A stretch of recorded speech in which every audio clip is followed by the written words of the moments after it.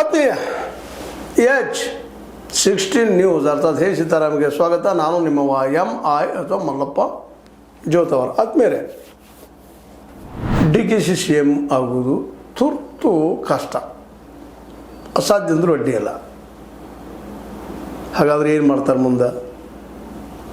ಕಾಂಗ್ರೆಸ್ನಲ್ಲಿ ಉಳಿತಾರ ಅಥವಾ ಮತ್ತೇನೋ ಹೊಸ ಪ್ಲ್ಯಾನ್ ಹಾಕ್ತಾರ ಅಥವಾ BJPಗೆ ಹೋಗ್ತಾರ ಅನ್ನೋದು ಈಗ ಎದ್ದಂಥ ಪ್ರಮುಖ ಪ್ರಶ್ನೆ. ಅದರಲ್ಲೂ DKC ಅವರ ಬೆಂಬಲಿಗರು ಆಗಲೇಬೇಕು ಅನ್ನೋದು ಹಠ ಸುಧಾ ಅವ್ರಿಗೂ ಇರಬಹುದಿಲ್ಲ ಅಂತಲ್ಲ, ಯಾರಿಗಿಲ್ಲ. ನನಗೂ ಅದು ಸೇಮ್ ಆಗುವಂಥ ಆಸೆ, ಹಾಗೆ ಅವ್ರಿಗೂ ಇರಬೇಕು.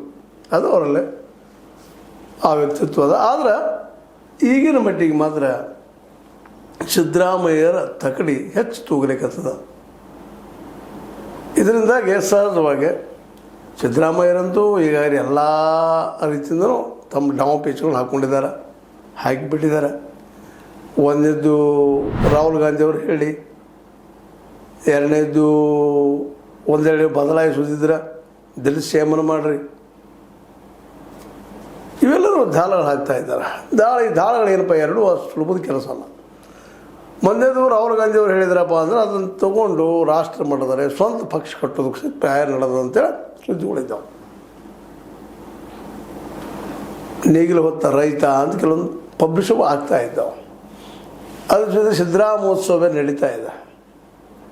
ಅಂದ್ರೆ ಪಾರ್ಟಿ ಒಡೆದಾದರೂ ನಾವು ಸಪ್ರೇಟಾಗಿ ಉಳಿಯವರು ಅನ್ನುವಂಥ ಒಂದು ಏನಪ್ಪ ಅಂದ್ರೆ ಅವಲಿಖಿತ ಸಂದೇಶವನ್ನು ಅವರ ಬೆಂಬಲಿಗರಿಂದ ಕೊಡಿಸ್ತಾ ಇದ್ದಾರೆ. ಹೀಗಾಗಿ ಸಿದ್ದರಾಮಯ್ಯನ ಮುಟ್ಟೋದು ರಾಹುಲ್ ಗಾಂಧಿಯವರಿಗೆ ಒಂದೇನಪ್ಪ ಅಂದ್ರೆ ಬೆಂಕಿಯನ್ನು ಮುಟ್ಟಿದಂಗೆ ಇವತ್ತು. ಹೌದು, ಸಿದ್ದರಾಮಯ್ಯರಿಗೂ BJP ಹೋಗ್ಬೇಕಂತಿಲ್ಲ. ಮತ್ತು ಇದ್ದ ನಾಯಕರಲ್ಲೇ ಪ್ರಾಮಾಣಿಕವಾಗಿ ಮೋದಿಯವರು ಎದುರು ನಿಲ್ಲುವಂಥ ವ್ಯಕ್ತಿತ್ವ ರಾಷ್ಟ್ರ ಮಟ್ಟದಲ್ಲಿ ಬೆಳೆದಿದೆ. ಇವತ್ತು OBC ಯಾರು ಅಂದ್ರೆ ಹಿಂದೆ ಯಾರು ಅಂದ್ರೆ ಸಿದ್ದರಾಮಯ್ಯ ಅಂತೇಳಿ ಅಂಥ ಪ್ರಸಂಗದಲ್ಲೇ ನೇರಾನೇರವಾಗಿ ಅವ್ರಿಗೆ ಬೆಂಬಲಿಗರು ಸಾಕಷ್ಟಿದ್ದಾರೆ, ಮಿನಿಸ್ಟರ್ಸ್ ಇದ್ದಾರೆ, ಎಲ್ಲರೂ ಅವ್ರ ಜೊತೆಗಿದ್ದಾರೆ. ಕೆಲವು ಜನ DKC ಅವ್ರ ಜೊತೆಗಿದ್ದಾರೆ. ಒಂದು ವೇಳೆ ಮಾಡಿದರೆ DKC ಅವ್ರ ಪ್ರೀತಿಯಿಂದ ಮಾಡಿದರೆ ಪಾರ್ಟಿ ಒಡೆದ್ರೆ ಜವಾಬ್ದಾರಿ ಯಾರು? ಹೀಗಾಗಿ ಅವ್ರು ಮಾಡಲಿಕ್ಕಿಲ್ಲ, ಮಾಡೋದಿಲ್ಲ. ಮತ್ತು ಎಷ್ಟೋ ಸಲ ಹೋದರು DKC ಅವರು CM ಪೋಸ್ಟಲ್ಲಿ ಎಷ್ಟೋ ಸಲ ಭೇಟಿ ಆಗಲಿಕ್ಕೆ ಹೋದರು. ಯಾವುದೇ ಕಾರಣಕ್ಕೆ ಹೋದರೂ ಸಹಿತ ಅವ್ರು ಭೇಟಿ ಆಗ್ತಾಯಿಲ್ಲ, ಆದಷ್ಟು ಅವಾಯ್ಡ್ ಮಾಡ್ತಾ ಇರ್ತಾರೆ ರಾಹುಲ್ ಗಾಂಧಿ ಅವರು. ಹೀಗಾಗಿ ಇವತ್ತು DKC ಅವರಿಗೆ ಜೊತೆಗೆ ಖರ್ಗೆ ಅವರಂತೆ ಸ್ಪಷ್ಟೀಕರಣ ಕೊಡ್ರಿ, ಬಂದ್ ಮಾಡಿಸೋ ಅವಶ್ಯಕತೆ ಇಲ್ಲ ಅಂತೇಳಿ. ಹಾಗಾದ್ರೆ ದಲಿತರಾದ ನೀವು ಆಗ್ತೀರಿ CM ಅಂತ ಮತ್ತೇನೋ ಎಬ್ಬಿಸಿದಾರೆ. ಅದಕ್ಕೆ ಅಪ್ಪ ನೀವೆಲ್ಲ ಕೆಡಿಸ್ಲಿಕ್ಕೆ ಹೋಗ್ಬೇಡ್ರಿ ವಾತಾವರಣ. ನಮ್ಮ ಹೈಕಮಾಂಡ್ ನಾವು ಎಲ್ಲ ಕೊಡ್ಕೊಂಡು ಚರ್ಚೆ ಮಾಡ್ತೀವಿ, ಸೋನಿಯಾ ಗಾಂಧಿಯವರು ರಾಹುಲ್ ಗಾಂಧಿಯವರು ನಾವು ಎಲ್ಲ ಕೂಡ ಚರ್ಚೆ ಮಾಡ್ತೀವಿ.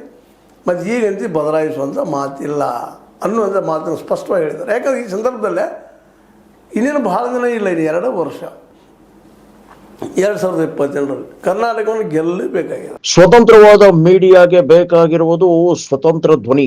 ಆ ಸ್ವತಂತ್ರ ಧ್ವನಿ ಉಳಿಸಲು ನೀವು ಮಾಡಬೇಕಾದದ್ದು ಇಷ್ಟೇ. ಅದೇನಪ್ಪಾ ಅಂತಂತಂದ್ರೆ ನಿಮ್ಮ ಕೈಲಾದಷ್ಟು ಸಹಾಯ ಈ ಚಾನಲ್ಗೆ ಮಾಡಿ ಹಾಗೂ ನಿಮ್ಮ ಧ್ವನಿಯನ್ನು ಕಾಪಾಡಿಕೊಳ್ಳಿ. ಮೋಸ್ಟ್ಲಿ ಕೇರಳದಲ್ಲಿ ಆಗ್ಬೋದು, ನಾವು ಕಾಂಗ್ರೆಸ್ ಸರ್ಕಾರ ಆಗ್ತದಿಲ್ಲೋ ರಿಸಲ್ಟ್ 4 ನಂತರ ಗೊತ್ತಾಗುವಂಥದ್ದು. ಇದ್ದಿದ್ರಲ್ಲಿ ಹೋಪ್ಸ್ ಇದೆ. ಆಸಾಮದಲ್ಲಿ ಆಗೋ ಸಾಧ್ಯತೆಗಳಿಲ್ಲ. ನಿಧಾನಕ್ಕೆ ಈಗ ಚೇತರಿಸ್ಕೊಳ್ಳಿಕ್ಕೆ ಕಾಂಗ್ರೆಸ್. ಇಂಥ ಸಂದರ್ಭದಲ್ಲೇ ಕಾಂಗ್ರೆಸ್ನ ಪ್ರಮುಖ ನಾಯಕರಲ್ಲಿ ಒಬ್ಬರ ಅಂತ ಸಿದ್ದರಾಮಯ್ಯನವರು ಉಳಿದ ನಾಯಕರು ಬಿಟ್ಬಿಟ್ಟು ಹೋಗ್ತಾ ಇದ್ದಾರೆ, ಹೋಗಿದ್ದಾರೆ. ಕಾಂಗ್ರೆಸ್ನ ಬಿಟ್ಬಿಟ್ಟು ಎಷ್ಟೋ ನಾಯಕರು ಹೋಗಿದ್ದಾರೆ ದೇಶದ ತುಂಬ. ಇವರೊಬ್ಬರು ಆದ್ರೆ ಪಾರ್ಟಿಗೆ ಪೆಟ್ಟು ಬಿಡ್ತಿದ್ದಿರೋದು ಅತ್ಯಂತ ಒಂದು ಸ್ಪಷ್ಟವಾದ ವಿಷಯ. ಹೀಗಾಗಿ ಇವತ್ತು ಖರ್ಗೆ ಅವ್ರ ಮೂಲಕ ಏನು ಹೇಳಿಸ್ತಾ ಇದ್ದಾರಪ್ಪ ಅಂದ್ರೆ ಅವರು ಇನ್ನೂ ಸಮಯ ಬಂದಿಲ್ಲ ಅಂತೇಳಿ DKC ಅವ್ರಿಗೂ ವಾರ್ನಿಂಗ್ ಕೊಟ್ಟಂಗೆ ಅದಾವೆ. ಆದರೆ ಈ DKC ಅವ್ರನ್ನ ಹೆಂಗೆ ತೊಳ್ತಾರೆ ಇದನ್ನು, ಈ ಸಿಚುವೇಶನ್ ಅನ್ನೋದು ಇದು ಅಷ್ಟು ಮುಖ್ಯ ಅದ. ಹಿಂದೆ ಅವ್ರು ಹೆಂಗೆ ತಪ್ಪು ಮಾಡಿರ್ಬೋದು, ಏನೋ ಮಾಡಿರ್ಬೋದು. ತಪ್ಪು ಮಾಡಿದವ್ರು ಯಾರು ಅದಾರ? ಹಿಂದಿನ ಇತಿಹಾಸ ಇವತ್ತು ಮಾತಾಡಿದ್ರೆ ಏನೂ ಅರ್ಥಿಲ್ಲ. ತಪ್ಪು ಜೀವನದಲ್ಲಿ ನಡೆಯುವನ ಆಗುವನ. ಹಿಂದೆ ಹಂಗಿದ್ರು, ಹಿಂಗಿದ್ರು, ಕೋತ್ವಾಲ್ ಶಿಷ್ಯ, ಅವ್ರ ಶಿಷ್ಯ, ಯಾರು ಶಿಷ್ಯ ಇವತ್ತು ಹೇಳಿದ್ದಾರೆ. ಅವರು ಏನು ವರ್ಕ್ ಮಾಡ್ತಾ ಇದ್ದಾರೆ? ಹೌದು, ಇವತ್ತು ಸಹಿತ ಭ್ರಷ್ಟಾಚಾರದಿಂದ ರಾಜಕೀಯ ನಡೆಯೋದೇ ಇಲ್ಲ. ಎಲ್ಲ ಪಕ್ಷಗಳು ಹನಿಬಾರ ಅದ. ಯಾವ ಪಕ್ಷ ಸುದ್ದಿದ? JDS ಸುದ್ದಿದ್ದಾನ, BJP ಸುದ್ದಿದ್ದಾನ, SP ಸುದ್ದಿದ್ದಾನ, ಇವತ್ತು ಮಮತಾ ಬ್ಯಾನರ್ಜಿ ಮಾತಾಡ್ತಿರುವಂಥ ತೃಣಮೂಲ ಸುದ್ದಿದ್ದಾನ. ಈ ದೇಶದ ಯಾವ ಪಕ್ಷ ಇಲ್ಲ. ಕೊನೆಗೆ ಏನೋ ಪ್ರಾಮಾಣಿಕ ಪಕ್ಷ ತಿಳ್ಕೊಂಬಂದಂಥ ಕೇಜ್ರಿವಾಲ್ ಸಹಿತ ಇವತ್ತು ಭ್ರಷ್ಟಾಚಾರದವ್ರು ಸಿಗಿಸಿದ್ದಾರೆ.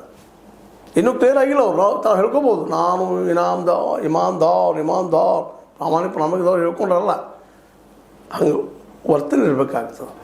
ಈ ಎಲ್ಲ ನೆಲೆಗಟ್ಟಿನಲ್ಲೇ ಇವತ್ತು DK ಅವರು CM ಆಗಬೇಕು ಆಗಬಾರ್ದು ಅನ್ನೋದು ಜನರಿಗೆ ಬಿಡುವ ವಿಷಯ ಜೊತೆಗೆ ಇವ್ರಿಗೆ ಮಾಡ್ಲಿಕ್ಕೆ ಹೊರಟ್ರೆ DK ಅವ್ರು ಬೆನ್ನತ್ತಿ ಎಷ್ಟು ಜನ ಇದ್ದಾರಪ್ಪ MLAಗಳು ಅನ್ನುವಂಥ ಪ್ರಶ್ನೆ ಬರ್ತದೆ. ಆ ಮೆಜಾರಿಟಿಯಲ್ಲಿ ಅವರು ಇಲ್ಲ. ಇವಾಗ MP ಪಾಟೀಲ್ ಇರ್ಬೋದು, ಇನ್ನುಳಿದಿರ್ಬೋದು, ಸತೀಶ್ ಜಾರಕಿಹೊಳಿ ಇರ್ಬೋದು, ಅವರೊಬ್ಬರು ಪ್ರಯತ್ನ ಆರಿಸಿ ಬಂದಿಲ್ಲ ರೀ. ಪಾರ್ಟಿ ಎಲ್ಲರೂ ಕೂಡಿ ಮಾಡಿದ್ದೀವಿ ಅಂತ ಹೇಳ್ತಾ ಇದ್ದಾರೆ. ಸಾಮೂಹಿಕ ನೇತೃತ್ವದಲ್ಲಿ ನಾವು ಆಯ್ಕೆ ಆಗಿದ್ದೀವಿ ಭಾಳ ಸಲ ಹೇಳ್ಕೊಂಡ್ರು ಅವರು. DK ಅವರು ನನ್ನಿಂದ ಬಂತು, ನನ್ನಿಂದ 336 ಬಂದು ಒಂದು ಇರ್ಬೋದು. ನಿಮ್ಮ ಮೇನ್ ಪಾತ್ರದ ಅಧ್ಯಕ್ಷರಾಗಿದ್ದೀರಿ, ಬಂದಿದ್ದು. ಆದರೆ ಒಬ್ಬರಿಂದ ಬಂದ್ರಿ ನೀವು ಅನ್ನೋ ಪ್ರಶ್ನೆ ನಿಮ್ಮಲ್ಲೂ ಉತ್ತರಿಲ್ಲ. ಈ ದಿಶೆಯಲ್ಲೇ ಇವತ್ತು ನೀವೇನಾದರೂ ನಿಮ್ಮ ಮಂದಿ ನಿಂತ್ಕೊಂಡು BJP ಹೋದ್ರೆ ನಿಮ್ಮಲ್ಲಿ 50-60 ಜನ ಇದ್ದಾರಾ ಅನ್ನೋ ದೊಡ್ಡ ಪ್ರಶ್ನೆ ಇದೆ. ಯಾಕಂದರೆ ಆ್ಯಂಟಿ ಡಿಫೆಕ್ಷನ್ ಬಿಲ್ ಒಂದದ, ಅಲ್ಲಿ ಪಕ್ಷಾಂತರ ಮಸೂದೆ ಅದ, 2/3 ಆಗಬೇಕಲ್ಲಿ. 2/3 ಆಗ್ತದಲ್ಲ ನಿಮ್ಮದು? ಇಲ್ಲಾಂದ್ರೆ ನೀವೆಲ್ಲ ರಾಜೀನಾಮೆ ಕೊಟ್ಟರೆ ನಿಲ್ಲಬೇಕು ಎಲೆಕ್ಷನ್ಗೆ. ಜನ ನಿಮ್ಮನ್ನು ಹೋಗ್ತಾರ. ಅನೇಕ ಸಮಸ್ಯೆಗಳಿದ್ದಾವೆ ಅಲ್ಲಿ. ಆದರೂ ಧೈರ್ಯ ಮಾಡಿ ಹೋದ್ರಿ. ಅಲ್ಲಿ ಭವಿಷ್ಯದನ BJPಯಲ್ಲೇ ಅದನ್ನು ವಿಚಾರ ಮಾಡಬೇಕಾಗಿದೆ. ಅದರಲ್ಲೂ ಇವರ ಪ್ರಮುಖ ಪ್ರತಿಸ್ಪರ್ಧಿ ಅಲ್ಲಿ ಈಗಾಗಲೇ ಅದಾರೆ ಕುಮಾರಸ್ವಾಮಿಗಳು. ಅವ್ರು ಇವ್ರನ್ನ ಸರ್ ಮಾಡ್ತಾರೆ. ಅನೇಕ ಪ್ರಾಬ್ಲಮ್ಗಳಿದ್ದಾವೆ. ಮತ್ತು ಅದೇ ಕಾಲಕ್ಕೆ ಕಾಂಗ್ರೆಸ್ ಅವರು CM ಮಾಡಿದ್ರು ಸಹಿತ ಇವ್ರ ಮೇಲೆ CBI ಎಲ್ಲ ಮುಗಿಲಿಕ್ಕೆ ಬಂದವನ್ನ ಹೇಳ್ಕೊತಾ ಇದ್ವಿ. ಯಾಕೆ ಮರಳಿ ಮತ್ತೆ ಹಾಕಬಾರ್ದ, ED ಪ್ರಯೋಗ ಮಾಡಬಾರ್ದ?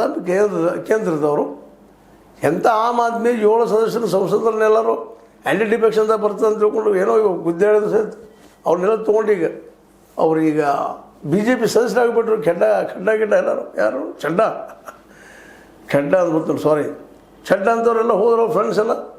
ನಾನು ಯಾಕೆ ಮಾತ್ರ ಈ ಸಂದರ್ಭದಲ್ಲಿ ಹೇಳ್ತಾ ಇದ್ದೀನಿ ಅಂದರೆ, ಇವತ್ತು ಎಷ್ಟು ಸಹನೆಯಿಂದ DK ಅವರು ಇರ್ತಾರೋ ಅಷ್ಟು ನಾಳೆ ಭವಿಷ್ಯದಲ್ಲಿ ಒಳ್ಳೇದಾಗ್ಬೋದು. ಹಿಂಗೆ ಇರ್ತಂತ ಅಂತ ಹೇಳಿಕ್ಕೆ ಸಾಧ್ಯ ಇಲ್ಲ.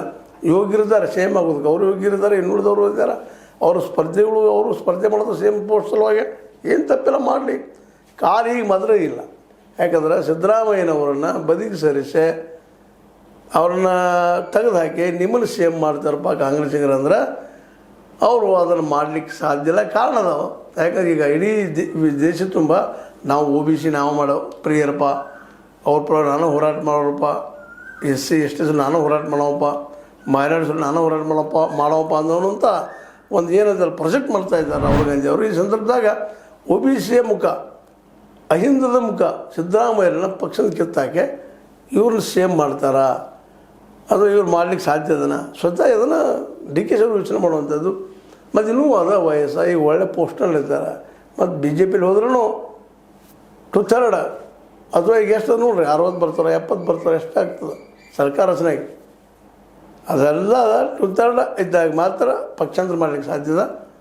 ಆ ಎಲ್ಲ ನೆಲೆಗಟ್ಟಿನಲ್ಲೇ ಇವತ್ತು DK ಶಿವಕುಮಾರ್ ಅವರು ಯಾವ ನಿರ್ಧಾರ ತೊಗೊಂಡ್ರೆ ಒಳ್ಳೆಯದು ಅನ್ನೋದು ಅವ್ರು ಸ್ವತಂತ್ರ ನಿರ್ಧಾರ ಮಾಡುವಂಥದ್ದು. ಆದರೆ ಈಗ ಸಂಯಮದಿಂದ ತನಗೆ ಕೊಟ್ಟಂಥ ಒಪ್ಪಿಸಿದ ಕೆಲಸವನ್ನು ನಿರಂತರ ಮಾಡ್ತಾ ಜೊತೆಗೆ ಅಧ್ಯಕ್ಷ ಪದವಿಯನ್ನು ಇಟ್ಕೊಂಡು ಹೋದರೆ ಇನ್ನೂ ಹೋಪ್ಸ್ ಇದ್ದಾವೆ. 2028 ಘೋಷಣೆ ಆದಮೇಲೆ ಚುನಾವಣೆ ಆಗ್ತದೆ. ಈಗ ಮಾತ್ರ CM ಪೋಸ್ಟ್ ಕೈ ಹಾಕಿದ್ರಿ, ತೆಗೆದು ಹಾಕುವಂಥ ಪ್ರಯತ್ನ ಮಾಡಿದ್ರಿ CM ಪೋಸ್ಟ್ನಿಂದ.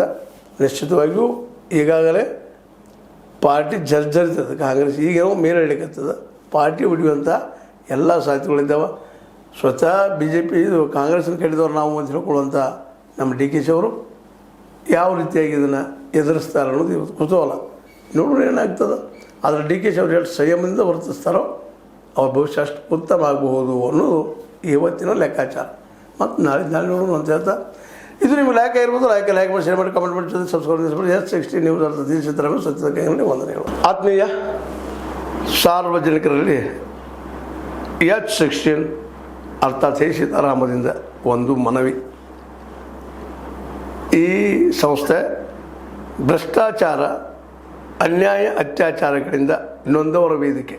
ಅನ್ಯಾಯಕೋರರ, ಭೂಗಳ್ಳರ, ನಶಾ ಸಾರಾಯಿ ಮಾಫಿಯಾಗಳ ವಿರುದ್ಧದ ಧ್ವನಿ.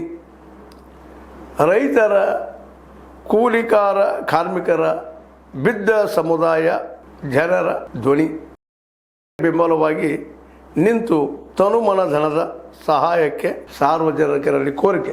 ದಾನದ ಸಹಾಯ ನೀಡಿ ಸ್ವಾತಂತ್ರ್ಯ ಪತ್ರಿಕೋದ್ಯಮ ಉಳಿಸಿ ಬೆಳೆಸಿ. ವಂದನೆಗಳು. ತಮ್ಮನ್ನೇ ನಂಬಿರುವ ಮಲ್ಲಪ್ಪ ಇ ಜೋತಾವರ್. ಈ ಕೆಳಗಿನ QR ಸ್ಕ್ಯಾನ್ ಮಾಡಿ ಅಥವಾ ಈ ನಂಬರ್ ಅಂದರೆ 7411402405ಗೆ ಇಲ್ಲ 9686864852ಗೆ ನೀವು ಫೋನ್ಪೇ ಮಾಡಿ, ಪೇಟಿಎಮ್ ಮಾಡಿ ಅಥವಾ ಇನ್ನಾವುದೇ ಮಾಧ್ಯಮದಿಂದ ಗೂಗಲ್ ಮೂಲಕ ಸಹಾಯ ಮಾಡಿ ಈ ಪ್ರಾಮಾಣಿಕ ಪತ್ರಿಕೋದ್ಯಮವನ್ನು ಉಳಿಸಿ ಅಂತ ಮತ್ತೊಮ್ಮೆ ಮನವಿ. ವಂದನೆಗಳು.